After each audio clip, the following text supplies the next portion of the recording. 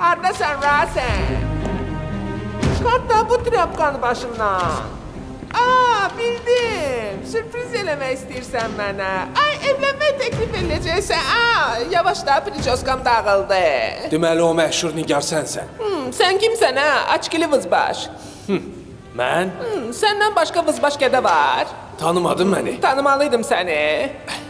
Nə matışqa kimi gülürsən? Səncə səni indi kim səsləndirir? Aa, nə üstümə qışqırırsan? Razım indi gəlib səni gözbaş eləyəcək, onu da görəcəksən. Qoymayın ay, üstümə Rasim gəlir.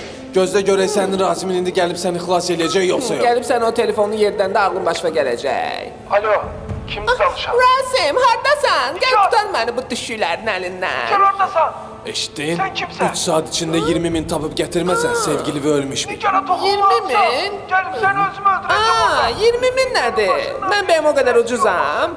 Heh, lap yaxşı. 30 min. Gel, sen kimsən de? 30 nədə? Petlə baş. Mənim dəyərim azı milyondur. Nə?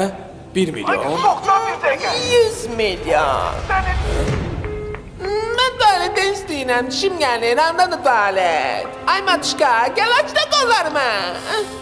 Ay, baba, uca gəldi.